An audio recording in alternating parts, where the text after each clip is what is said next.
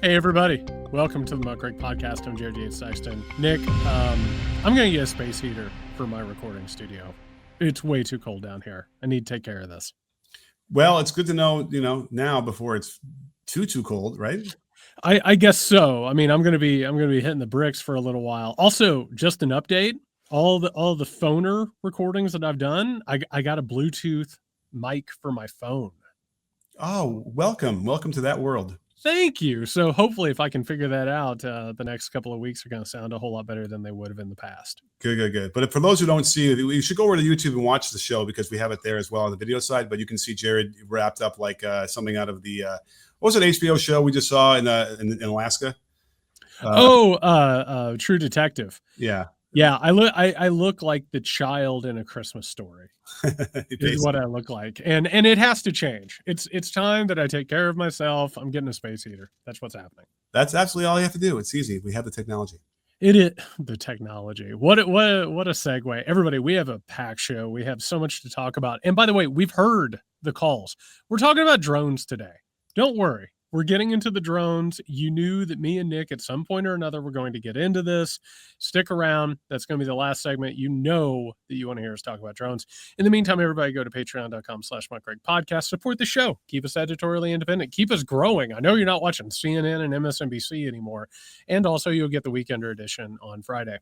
Well, and Nick, there's thousands of you that are listening to the show, the free version for 12 or 14 minutes every Friday. So thousands. It really is thousands. We're not thousands, and it's consistently thousands. It's really remarkable. But come on over, join us. Here's the thing, Nick. I'm going to make one last hard pitch on this thing. Are you ready?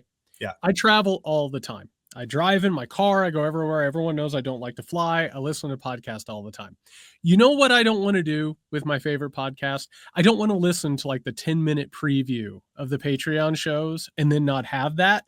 I support those shows, and on top of it, like, it kind of makes things better. I'm able to listen to those shows. I'm able to listen to the whole experience. Patreon.com/MuckRakePodcast. And you actually feel good about it. You feel like, gosh, I'm literally supporting this show. I'm actually supporting this show that has been in the trenches.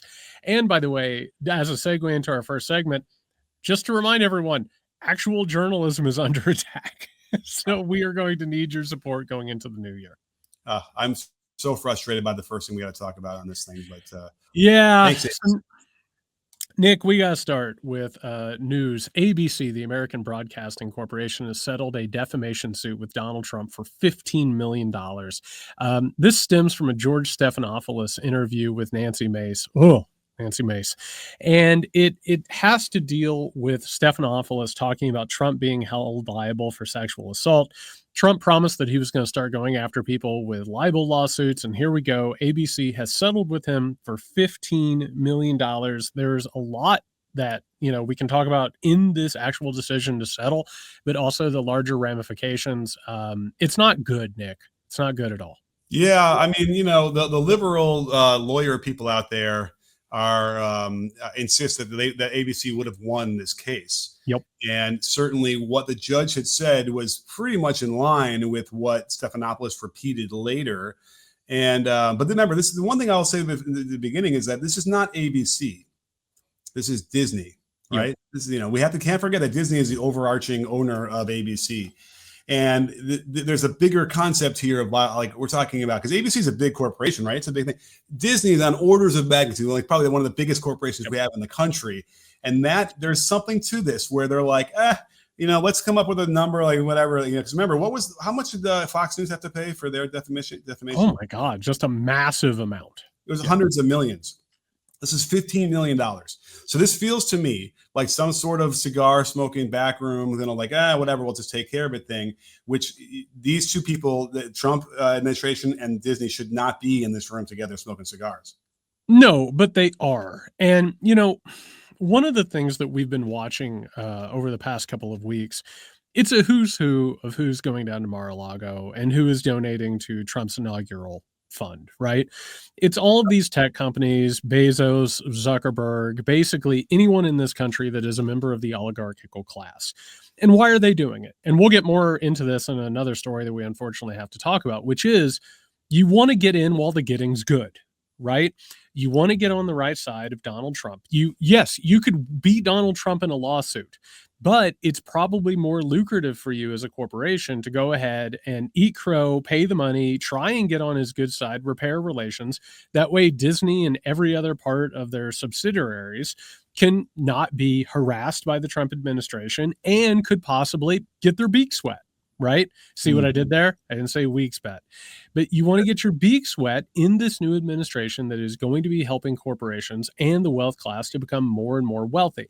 So what happened here is that Disney and all of the fat cats in this group made an economic decision, which was the $15 million was a paltry sum for them to pay to try and get on Trump's good side so they can be a part of the oligarchical push.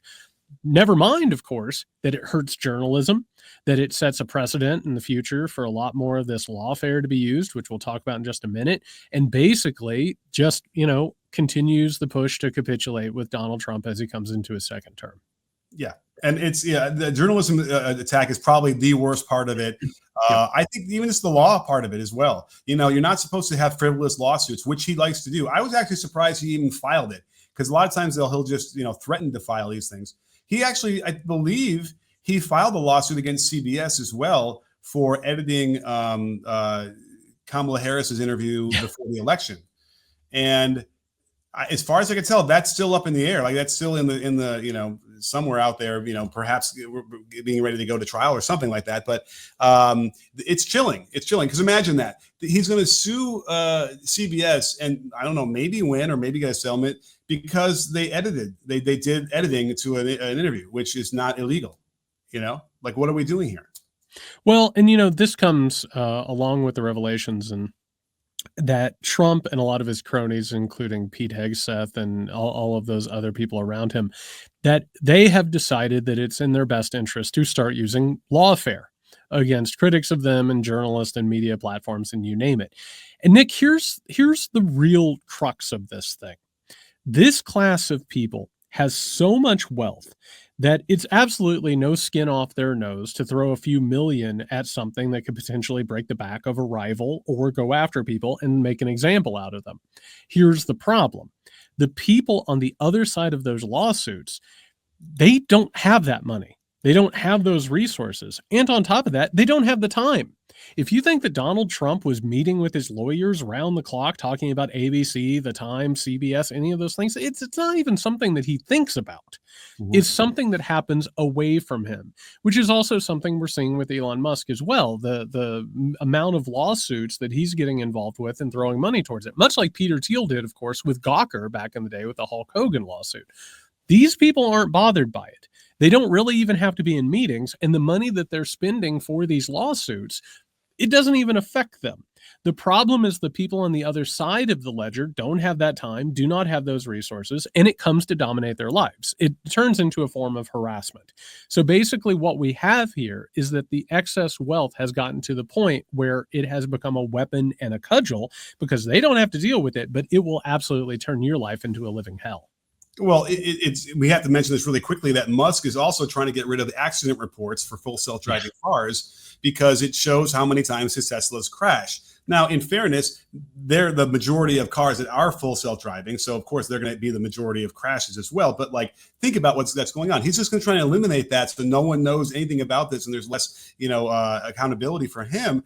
And then on top of that, just to talk a little more about what's going on with these the cases that Trump might bring, Lindsey Graham, our old friend of the pod, comes in here. I believe he's the one who said to Hegseth, hey, you should release that accuser that accused you of sexual, of a rape, basically, or sexual, what's the word I'm looking for? Assault, thank you. You should just release her from her NDA and you let her tell her story. And then guess what? You can sue her then after that. That's why they're doing this. They're literally, and it turns out they had already removed this, and she didn't talk, I think, because of this. I think that they got this wind of this and realized, if I try and tell my story and let everybody know what an asshole and horrible person this guy is, they're going to sue me for that. Yep. even though I was the one who went through this horrible thing. You don't get a rape kit when you're making this shit up. I'm sorry. I just don't think you go through that whole ordeal after the fact if you're lying. And so regardless, I think that's why she won't speak out in public, is because they think that they're going to get sued themselves for defamation.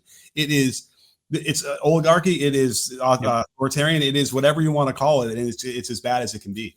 It is. And, we've been watching this thing start to formulate, and not to sound like a broken record, but there are so many think tanks and institutes that are funded by the wealth class that are sitting around trying to come up with avenues to get this in place. There's a reason why they captured the judiciary. There's a reason why they've created a pipeline from these institutes and think tanks to the Supreme Court and also to chosen judges and jurisdictions. It's because they figured out how to use sort of the vulnerabilities of liberal democracy and all of its institutions and systems to their advantages. And it turns out that when you have historic wealth, excessive wealth and resources, to be honest, Nick, when it comes to things like Elon Musk paying for basically buying Donald Trump and MAGA, it was worth the investment. You know what I mean? Like it really, he ended up, I think, spending like $200 million and ends up making billions.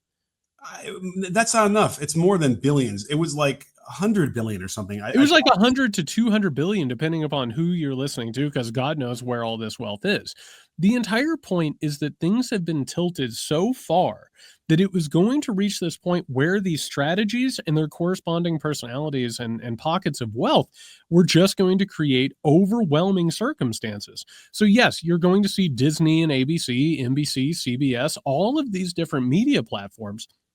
They have a really clear choice, Nick, which is play ball with Donald Trump and you make a ton of money. If you don't play ball, you're going to get in the eye of Sauron and your life is going to be turned into a living hell and you risk everything. And so what has happened is that the game has been completely rigged and we're now starting to see the real fruits of that labor. I mean, quite frankly, to put it in just very, very clear circumstances, this is like watching an NFL team that has been meticulously put together over decades take on like a ragtag group of people who can't even afford pads. And what has happened is that this group has so thoroughly rigged and plotted everything and planned everything out that people are looking around and they're like, what in the hell happened? The context tended to be in the back in the day where people would say, well, I'm not bought by, the lobbyists and all that stuff. Right. And Trump could even sort of say that in good faith. He could say, oh, the lobbyists aren't bought me, but now he's completely owned by like this completely one guy, Musk, who it's not just Tesla, it's going to be SpaceX and every other company he has, whether they continue to just stick their what do mosquitoes have that when they is it a snout? Just let's call it snouts. I like that. Stick it in there and they suck all the blood out. Right, that's what he's going to do. And I suppose, was there a time in our country where politicians wouldn't have done this? They would have said, no, that's too far. That's not ethical. Was there ever a time when this would have happened? Yeah, roughly from the 1930s when FDR was elected and survived an attempted coup on his presidency up until the 1970s where, neoliberal austerity took over. So there was a period of time where there was a relationship back and forth between politicians and the seats of power and the wealth class. Although, I mean, that deteriorated and it got us to where we're at. And the delicious irony is that everything that FDR stood for, they're trying to now walk back as to their to what America is supposed to be, which is crazy. Think about that. We've now gotten to the point now where FDR is like the enemy of the state, right? Yeah, and actually, a weird thing about that, Nick, is that there's been a push recently, and I'm glad you brought this up. There's been a push recently to basically like, you know how the Republicans and the right works. Like they just create the environment that they want and then they talk about it. They don't worry about the facts. This neoliberal corporate state is now being referred to because they need to dismantle it. They need to push the final stake in the heart of the New Deal sort of era and regulatory state. They're saying that this is FDR's oligarchy and FDR's monarchy that needs to be like destroyed. And meanwhile, what have they done? They've just absolutely hollowed all of it out until it collapsed in on itself. And now it's time, basically like a building that has collapsed, to like clear out the rubble and then put up something new. So they are in it to win it. And the stuff that we're talking about, everything from these lawsuits to this open corruption that we've been documenting now for a while, it is about erecting something new and something permanent. And they want to make it to where there's no ability whatsoever to challenge it. Would you say that the quote unquote normal Republicans, the adults, the non-MAGA but Republicans, would you say that they understand what they've been doing for all these decades in terms of starving social net services and then saying, oh, we don't have any money, we can't pay for it, we got to get rid of them? Do you think they understand that inherently? I think that, and again, we're always looking for sort of like a big silver bullet explanation. I think it's shades, right? There's some of them that understood what they were doing. Like they were working, hand in hand with places like the Chamber of Commerce and, this groups that were put together through the Powell memo, your Kochs and stuff. The Kochs knew what they were doing. Right. But meanwhile, you had a lot of Republicans who literally like just thought that they were like protecting liberty. They grew up in the Bill Kristol, William F. Buckley mold, where they truly believed that what they were doing was in the best interest of the state. And meanwhile, if they got rich as they were doing it, and if they helped their business friends, well, so be it. That's how American capitalism should be. But some of them have been diehard ideologues, and others have sort of lumbered forward with a sort of blissful ignorance, I would say. I'm just for some reason I'm picturing that one of these people, older white guys, strangling a homeless person while caressing their hair gently, thinking that, oh, I'm just helping you. Well, they're strangling them with the other hand, really, and they're killing them. No, some of them truly believe that what they're doing is helping people become independent. Right. And, trying to get them on their feet and take responsibility for themselves. And meanwhile, what are they doing? They're creating a society that perpetuates the suffering and more or less tries to kill the people who aren't being seen as, strong enough or part of the institution. Right. Because there is a noble pursuit towards helping people, be independent and not rely on state assistance, for instance. But every solution I've seen from the Republican side would be and has been this catastrophic. And they don't have the reflection to realize that, I guess. Yeah, some of them do and some of them don't. One of the things in my work off the podcast and, sort of in my little quiet, private space of the things that I'm doing, I'm looking at communities, Nick, and like you live in California, that there are places where like there are unhoused people and, they're in the streets and like there's drug addiction and mental illness and all this stuff. That is like a microcosm of what we're talking about. There are some people who are like, we need to get these people assistance, right? We need to like get them inside somewhere. We need to get them help for their substance abuse and their mental health problems and, basically get them back on their feet and try and take care of the situation this way. Then there are other people, Nick, who literally, and it's a really disturbing thing, they just want to get rid of these people at all costs. They either want to just push them to the outskirts of society, ship them off to another city, or some of them are actively looking to kill these people, whether or not it's getting rid of like clean needle programs or, assistance programs. Like some of them don't know that they're doing that. They think they're standing up for quote unquote traditional values, but other ones of them understand we're trying to kill off this population so that we can quote unquote reclaim, a block or two. Yeah. And it's part of this has been the media being able to brainwash people into thinking or rationalizing a lot of these actions as well, which is really frustrating. Or maybe not even just like mainstream media, but just the pundits and there's the leaders of this movement can be persuasive, I suppose. And that's what's really frustrating as well. Well, it taps into a lot of inherent biases. Speaking of biases, Nick, we also have to talk, and this is some weird shit. The LA Times, which is owned by Patrick Soon-Shiong, a billionaire who, by the way, just to remind everybody, lobbied for a job in the first Trump administration. He was the one who said the LA Times wasn't going to endorse anybody in the 2024 race. He has announced that the paper will now start featuring a quote-unquote bias meter, which will be fed with what he calls augmented intelligence, and we would just call AI, that basically would show every article's level of bias, basically trying to aim towards some sort of moderation. I don't know. He has said, quote, the only way you can survive is to not be an echo chamber of one side, and quote, we've got to stop being so polarized. Nick, the LA Times, your hometown paper, is one of the major urban papers of record that has been completely taken over by one of these oligarchical assholes. And this move, I think, should send shivers up people's spines. Like, this is some really disturbing stuff. Kind of. The relevance of the LA Times these days has got to be there. That meter has got to be pretty low when you're trying to measure that. I mean, I always marvel when I see somebody in LA who actually has a physical paper in their hand. I mean, I'm like, what is that you have? So I don't even know how influential the LA Times is anymore at this point. But the AIification of this kind of thing is really scary, because it is just a matter of time until the AI is just writing all these articles anyway. And then, you can pretty much shape whatever you want to be whatever you want. It's choose your own adventure, basically, for news, which seems suboptimal, I think, right? Suboptimal is a very gentle way of putting it. And, the LA Times is one thing. And I'm with you. Like, the LA Times is not on the level of the New York Times or the Washington Post, although both of those papers have been showing a bias that is moving towards the right, and also an inclination to start bringing in AI elements, both for creation and also what they would call moderation. A reminder, anybody who wants to pretend like AI is some sort of, I don't know, like a thing that doesn't have bias, it's programmed by people. Like, somebody has to write the algorithm, which is, of course, the tech class, which is being shown as more anti-democratic and also authoritarian leaning.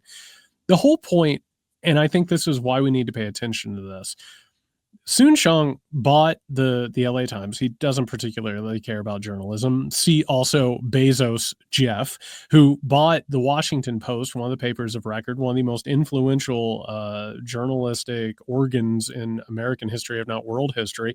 He bought it for $250 million.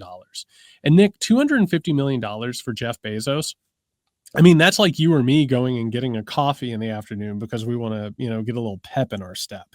And so what has happened is an oligarchical, monopolistic takeover of all media spaces. So what's going to happen with this? All of them, including the LA Times, the New York Times, the Washington Post, they're all going to start taking on a much, much more ideological bent that falls in line with the people that we're talking about. So any story that could possibly even get into the dangers of this stuff, what do you think that bias meter is going to say? Oh, it's going to be complete. It's going to say listen to this version, which is going to be completely right wing, I think. And what's going to happen to the people who write the stories that are deemed biased? They'll get fired. Yeah, they'll probably end up getting fired. And so basically we're going to have a situation where, like, these oligarchs can be like, I wasn't even the one who decided this. I mean, look at the bias meter. I mean, like, we have this thing, we got to pay attention to it. It's very much a liberal sort of like, look at this thing over here. I'm not responsible. I wish it wasn't like this. Right. So we are going to see a rightward movement in media as long as these people are in control of it, and they have total control over it at this point. And just to talk about AI for a brief second, I, Robot by Isaac Asimov is a book that had a profound effect on me. Please ignore the movie. The movie, man, is that a bad movie? You should be able to press that button with the red flash and then it goes away. You need to erase that movie because it has nothing to do with the book. That's tough. But what we saw over the weekend is Mark Cuban actually released a thing. He was talking to Grok, the AI on Twitter, about wanting to make a meme that made fun of Trump. And it ultimately, he was able to walk it through and prove that even though it says it doesn't know your personal information while it's interacting with you in those instances, it knew exactly who it was. It knew it was Mark Cuban, and it got confused trying to answer these things because there's a lot of programming that is sort of at odds with itself. And so it kept saying, well, of course, we don't know who you are, whatever. Well, then, but when he was asking for a meme of Trump, it gave him a meme of Mark Cuban instead. So he walked him through the directives, the whole thing, just like an iRobot. It was a really cool, one of the stories in there is about how the questioning of the robot and walking through their logic. And at some points, the logic starts to hit against each other and it doesn't make sense. And that's when the AI itself could then fall apart. And it's very concerning. And I don't think that's the thing you can solve. I don't know if that ever gets solved.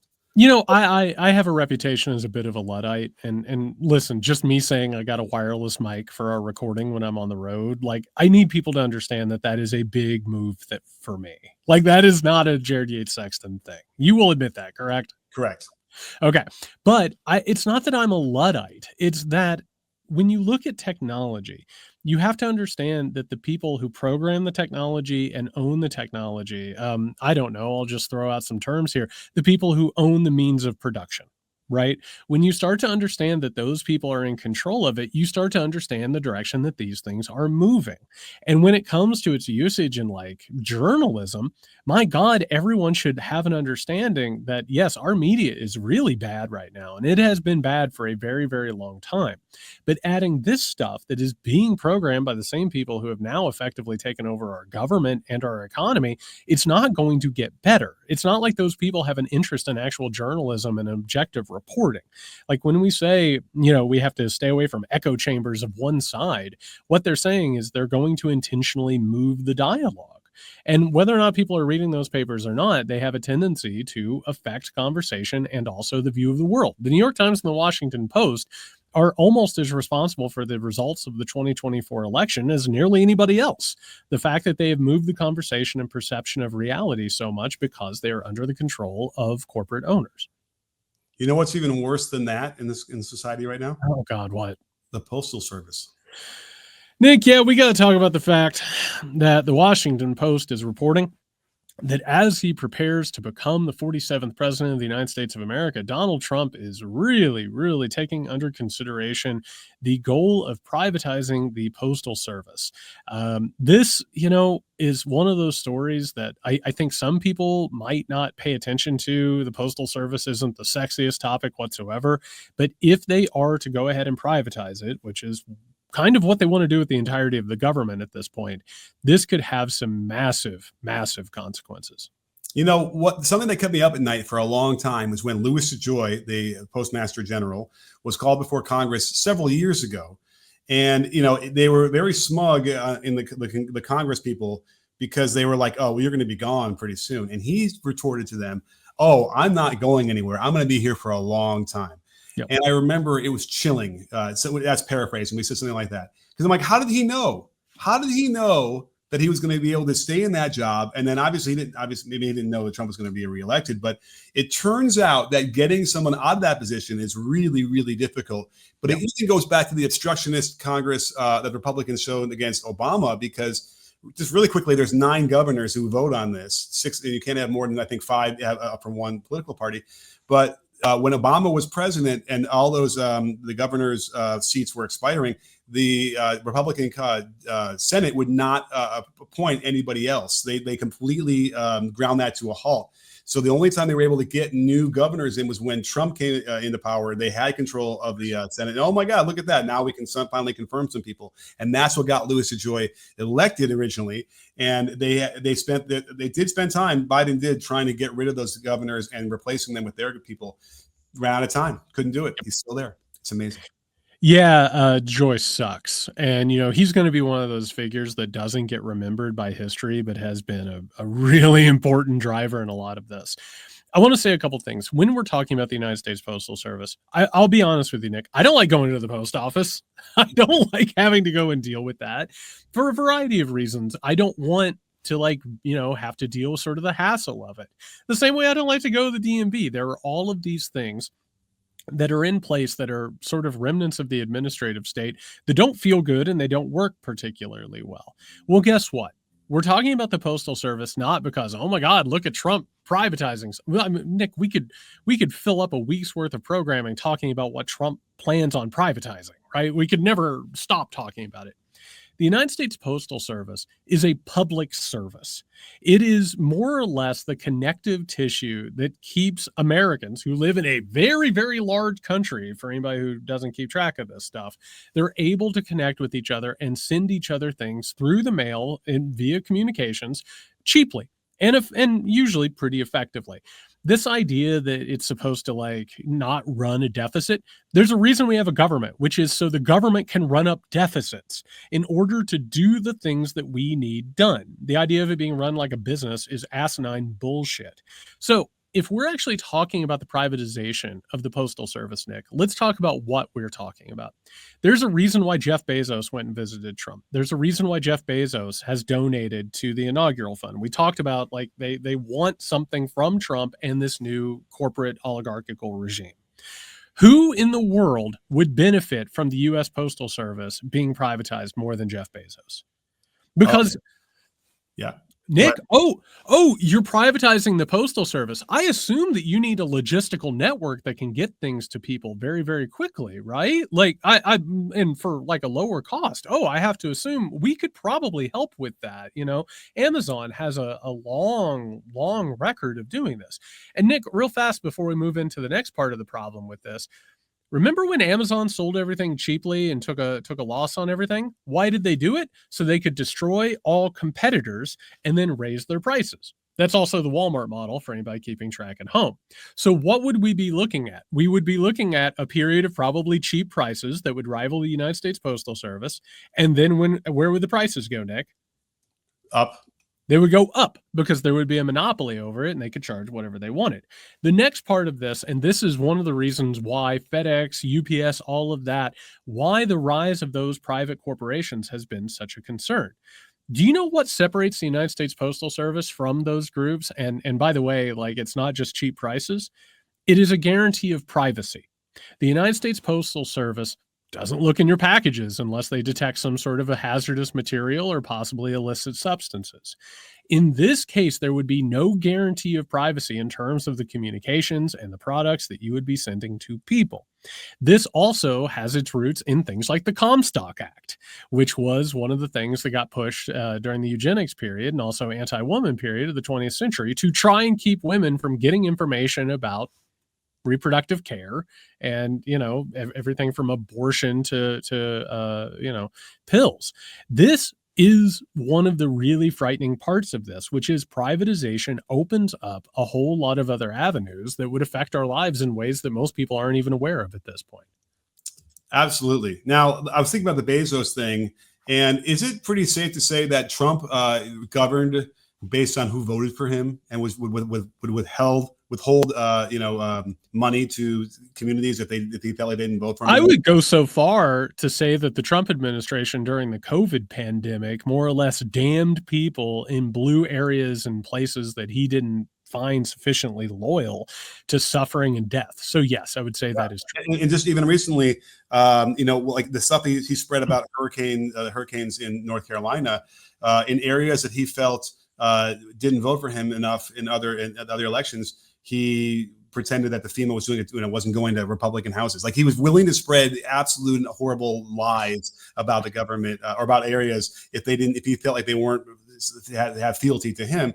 So you can imagine that if Bezos walks into Mar-a-Lago and says, "Hey, Donald, remember when we didn't endorse anybody in the Washington Post? Well, I did that for you." And he goes, "Yeah, that's great, thanks. So, okay, you take over the post office now." Like, that's literally what's the mindset here and what's going on in this whole thing.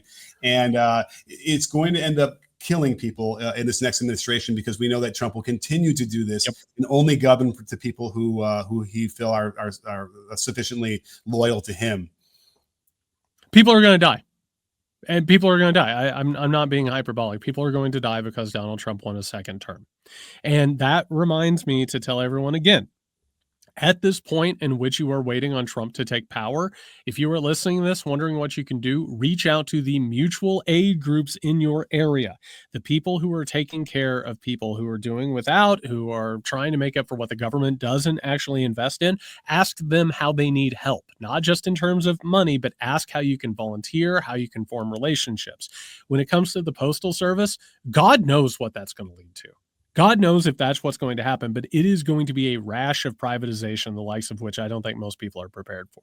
Right. And by the way, to see Louis DeJoy in front of Congress this week, and they're grilling him and they're asking him about all the failures, which are failures, right? People who have to rely on medications and all sorts of important stuff by mail, which is hard to believe in 2024, but it really does exist. People still really need it to survive.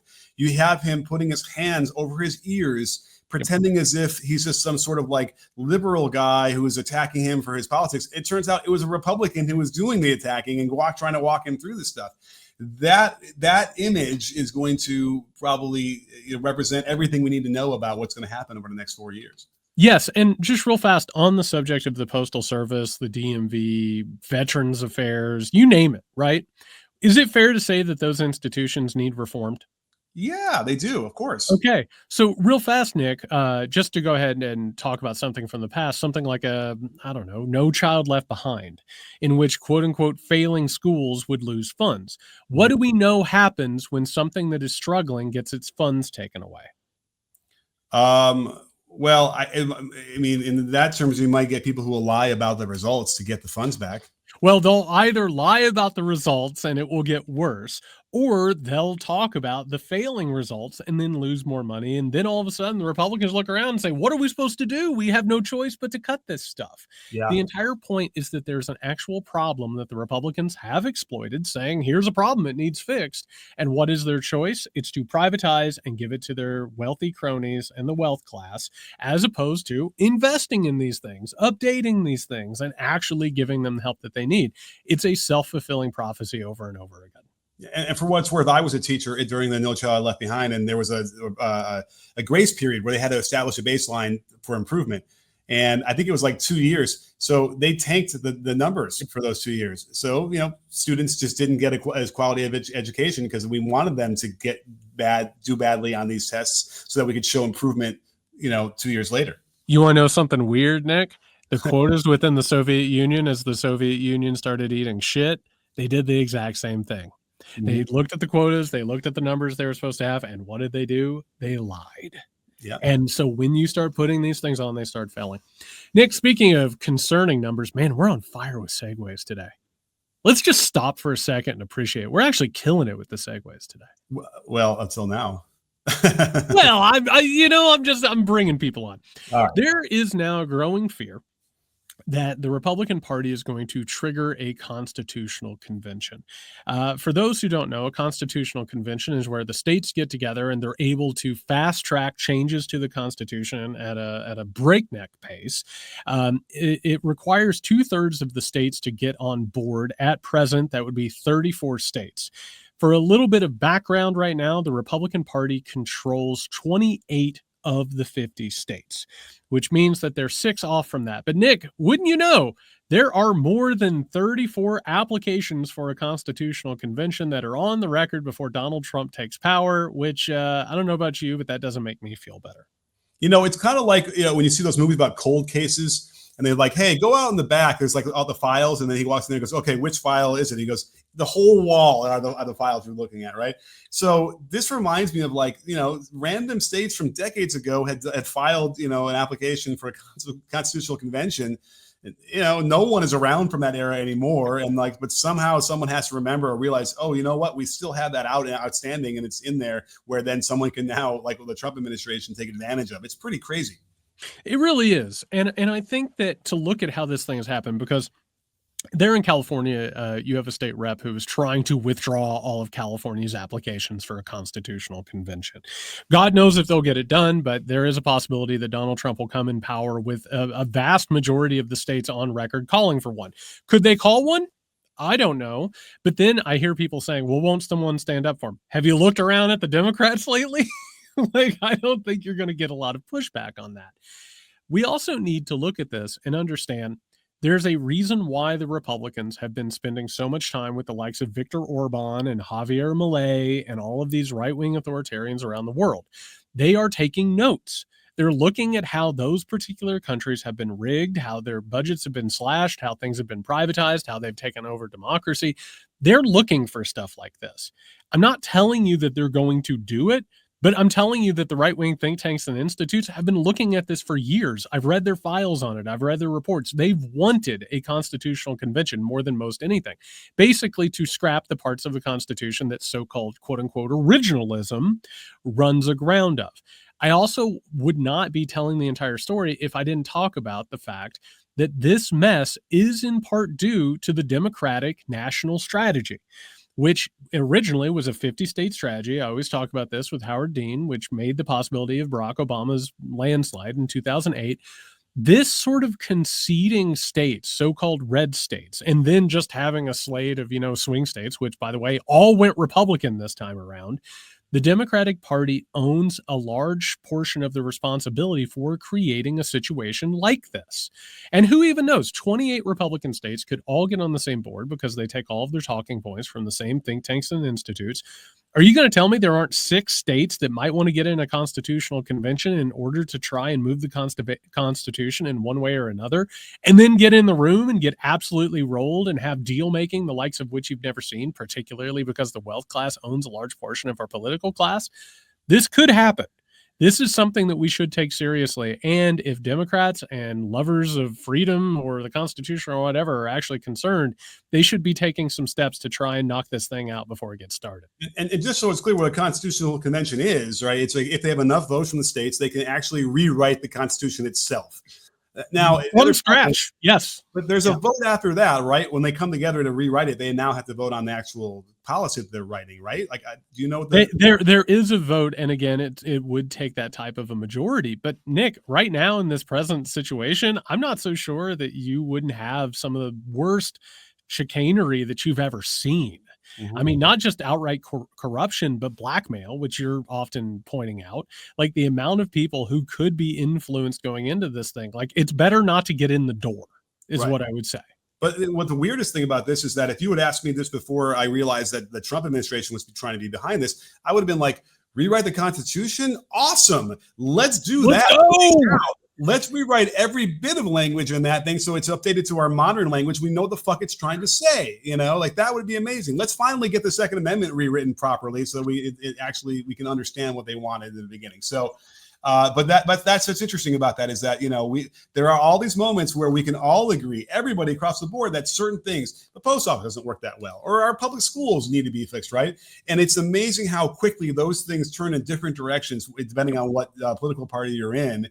And I would like to think that from the Democratic side, they're trying to maintain and uphold and progress and make better, whereas the Republicans are just trying to get rich. So I just want to point out one thing before we get into the much anticipated discussion about the drone situation. And it's this. And I want people to remember this and tuck it back into their brains. And Nick, this is something you and I have sort of touched on. We haven't gotten into explicitly. Have you noticed that when Democrats are in control of the country or whenever Republicans are losing elections, everything's ironclad? You can only do so many things. The Constitution says this, the filibuster says this. You can't really do whatever. It seems intractable, right? And when Republicans are in control and have the advantage, it's malleable.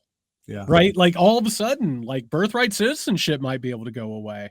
The entire way that Congress approves or disapproves of nominees could go away. We could suddenly have a constitutional convention that could change everything. And that would be proposed by the party that says you have to obey the Constitution to the letter and original intent, even beyond what's actually written on the parchment. That sort of back and forth between concreteness and malleability.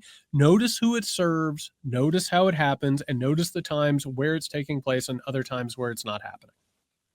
Absolutely. It's too bad that they have such evil geniuses at these think tanks who really study this stuff. They can figure out all these back doors and it's frustrating.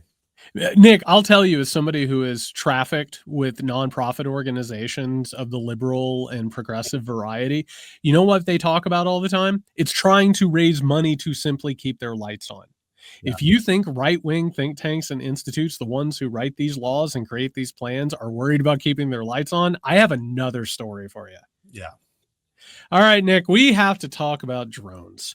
So undoubtedly, everybody listening to this podcast is aware of this, but there has been widespread reports and accounts of God knows how many number of strange drones and aerial phenomenon that have been showing up, particularly on the eastern seaboard around New York and New Jersey. It has taken on a sort of a UFO type panic. The government has been very strange in talking about this. They've said they don't know what it is, but it's not a threat. Don't worry about it.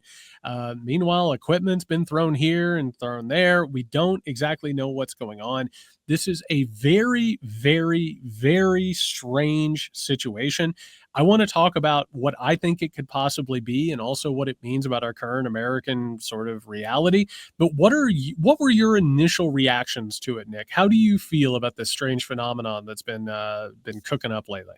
Well, based on the current climate of our world, over the last several years. It's almost like too predictable that, of course, aliens are now coming. Like that's the next thing, the logical thing that has to happen after all the other stupid stuff that's going on. That's so ridiculously crazy.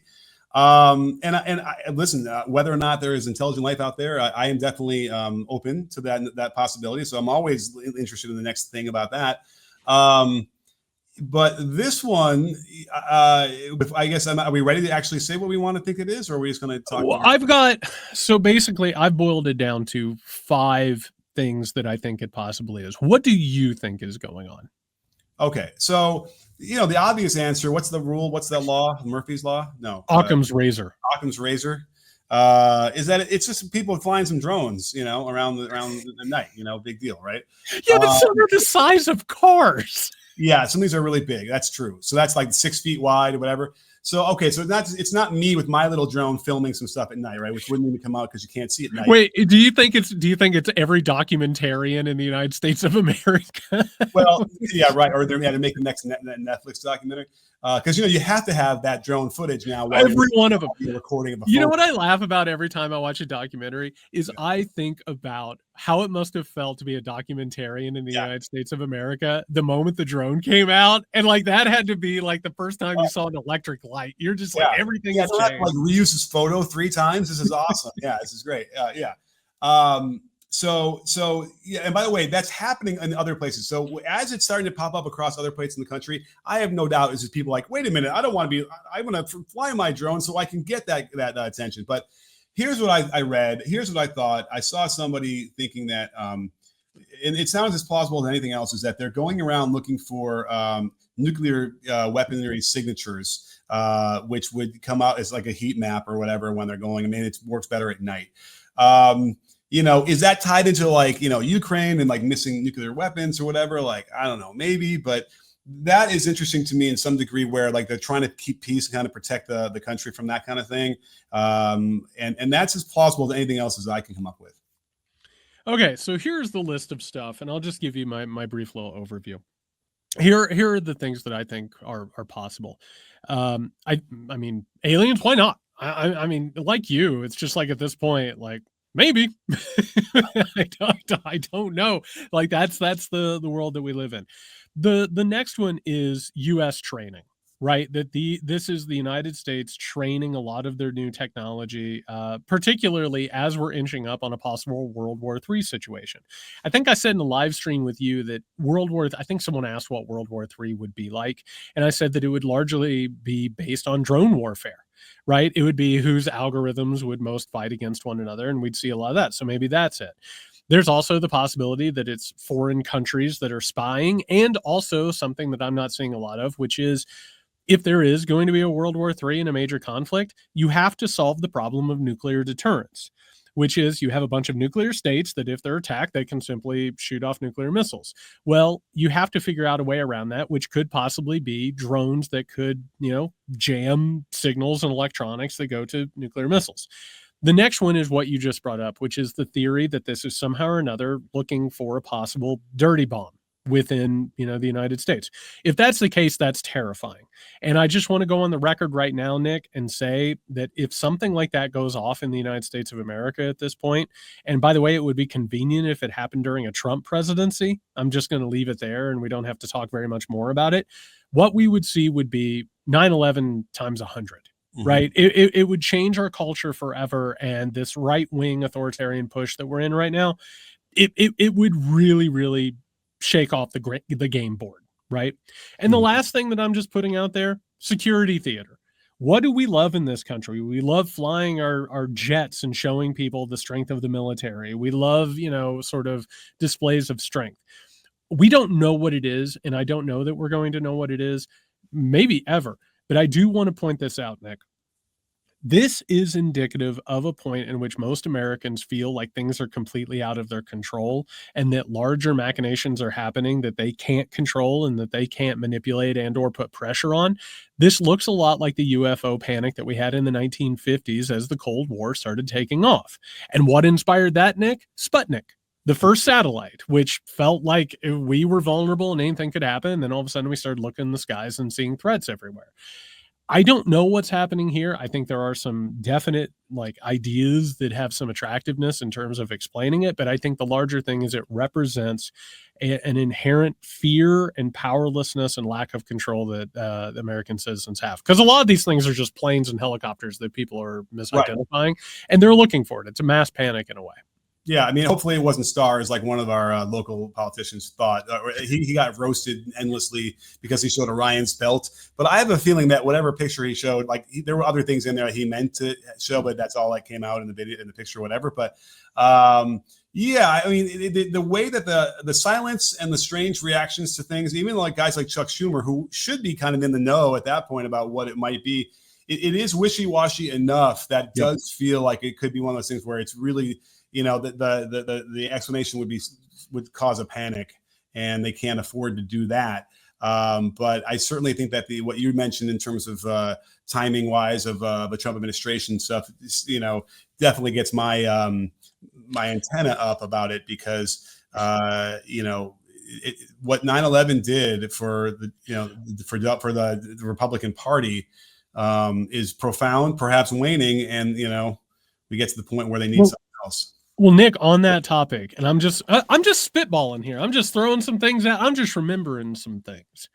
Do you remember during the Republican primary and then during the lead up to the 2024 election, what did every Republican talk about with immigration? It wasn't just coming and taking dogs, eating dogs and cats and taking jobs and housing.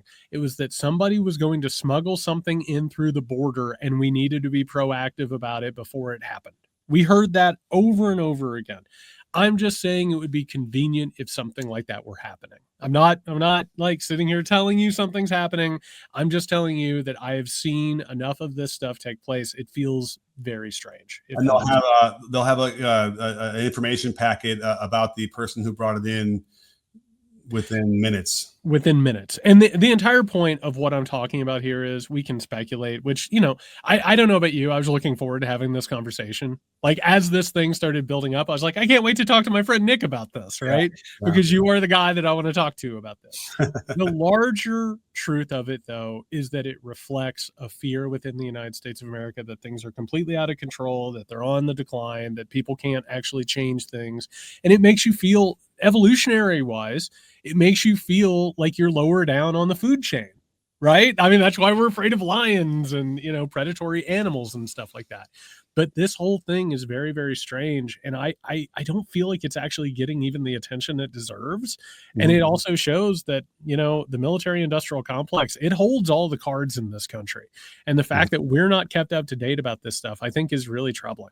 Yeah, and if you were you know, an authoritarian who wants more fealty to, then that kind of fear goes a long way. You know, we have a choice. Just like 9/11, we don't have a choice. They have to have surveillance. We need to know. We have to, with this fear, and you know, it's not unfounded per se, especially with the tumultuousness that's going on in Ukraine and Russia. I mean, I've been worried about it since the fall of the Soviet Union, because apparently there were missiles that disappeared, or warheads, and we never really knew where they went. And so it's on my mind. I mean, I read it's not Ludlum. Who's the other guy that writes Sum of All Fears? What's that guy? Crichton, isn't it? Is it Crichton? No, what's the other guy? He writes, the Harrison Ford as the president. We've now reached the point of the podcast, which has become one of our featured segments in which we vaguely remember something, but we don't remember. I'm worried, and you know, we'll be able to trace my. The guy did Jack Reacher, wasn't it? Tom Clancy. Yeah. So we'll be able to trace my mental decline over the course of several episodes. You know, so at least I'll have the record when we get there. But anyhow. And that's what we're doing here, Nick. We're making a record of the American descent into decline and madness. All right, everybody, we will be back with the Weekender on Friday. A reminder, go to patreon.com/MikeCraig Support the show. You don't trust mainstream media. You trust us. Keep trusting us and support us. In the meantime, you can find Nick. By the way, Blue Sky has gotten weird lately. You know, it's a boiling mass of, you know, moving parts.